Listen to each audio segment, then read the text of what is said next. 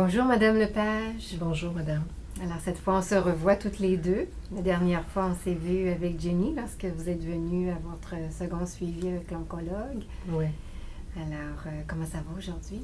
Ben ça va, ça a beaucoup aidé cette rencontre avec Jenny. On dirait que ça lui a permis de comprendre que parfois ça me stressait quand elle me demandait de faire des choses là, comme avant, d'être positive, de m'activer. Donc ça a aidé beaucoup là-dessus, puis ça m'enlève beaucoup de pression, moi, quand elle a compris que ça me mettait de la pression à ce moment-là.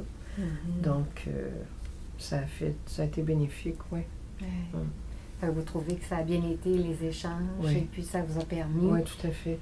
Ça vous a permis de travailler un autre point qui était la pression qu'elle faisait sans s'en rendre Sans compte s'en rendre pour compte, bien évidemment. faire. Ouais. Et elle vous demandait de penser positif. Puis ça, c'était quelque chose qui Puis moi, ça me rendait vraiment... ça me mettait une pression énorme, tu sais, de vouloir tenter de faire comme avant, quand j'étais pas capable, tu sais. Donc, elle a compris. Ça a aidé beaucoup dans la compréhension de ce que je vivais. Donc, un autre plus qui contribue là, à votre état. Parce que ça semble aller encore assez bien aujourd'hui au niveau de l'anxiété. Oui. Ben, des fois, ça revient, par contre. Ça revient, c'est par période, tu sais, ça dépend dans quel contexte je me trouve. Et, parfois, ça reprend, ça commence à vouloir prendre des chemins que je veux pas revivre, mais là, je me retourne à mes exercices de respiration, puis ça m'aide. Mais c'est surtout quand j'entends parler de la mort, là, que ça me rend encore plus anxieuse. OK.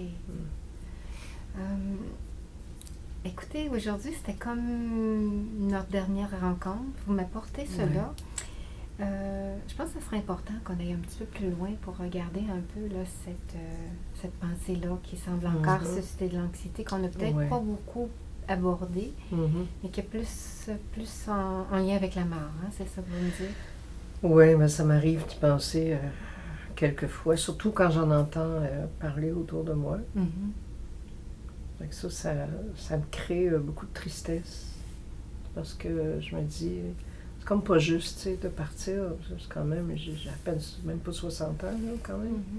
Donc, je trouve ça injuste pour les gens qui vont rester. Je pense à mon petit-fils et tout ça. Puis, ça m'indispose beaucoup. Ça me rend triste un peu. Fait que ça me crée un malaise, là.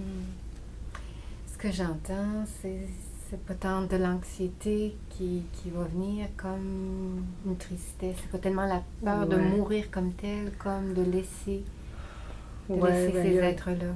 Oui, je sais pas trop comment interpréter ça, parce que c'est une avenue que j'ai pas vraiment nourrie. Mais quand ça arrive, ça me rend vraiment triste, là. Je veux comme pas y penser, mais en même temps, ça me revient tout le temps.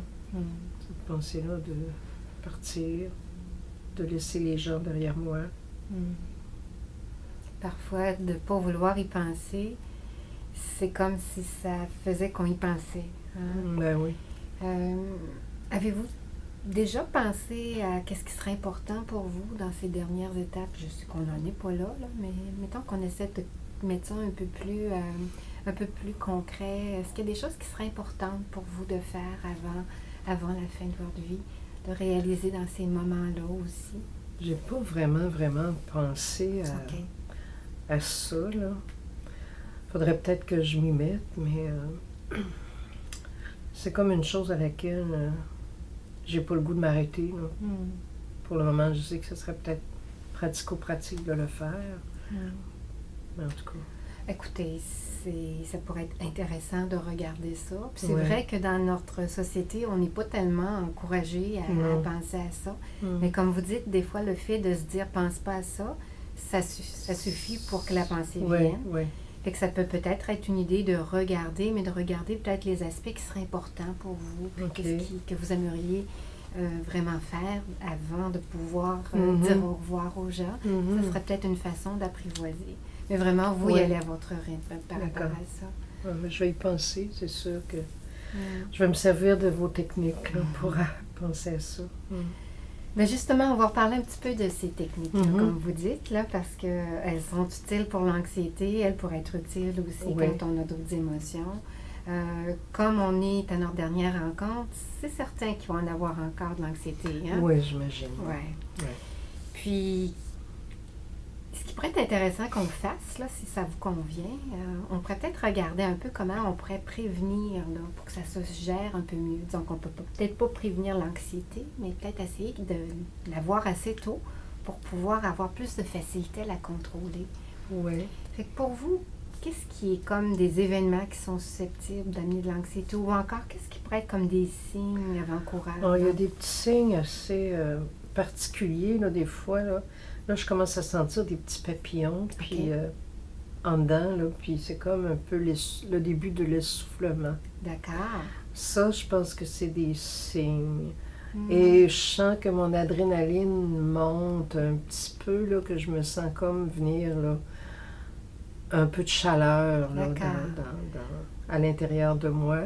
Fait que ça, là, c'est là que je me dis, là, j'ai l'impression que je vais utiliser la respiration. Puis, fait que ça, c'est des signes pour moi qui sont... OK. Donc, ce que vous me dites, c'est que vous sentez que vous seriez capable d'identifier les signes assez tôt dans le processus. Oui. Puis tout de suite, vous pourriez mettre en branle des choses comme la respiration. Oui, la respiration, la petite boîte là, d'inquiétude, de mettre ça là, entre 5 et 6, comme j'avais dit, la technique que j'avais trouvée. Lui donner un moment précis. Mais c'est ça, je l'oublie. Hein. On dirait qu'on l'oublie là, quand arrive le temps. Là, exactement. C'est plus, on dirait que de le pratiquer quand ça n'arrive pas, ces petits signes-là. De pratiquer la respiration, j'ai l'impression que c'est ça qui va m'aider alors ça pourrait être intéressant pour prévenir. Pour prévenir, oui, effectivement, comme vous dites. Fait que si on résumait un peu, qu'est-ce que vous avez dans votre boîte à outils pour mieux gérer ces moments-là? Il y a cette technique de respiration-là.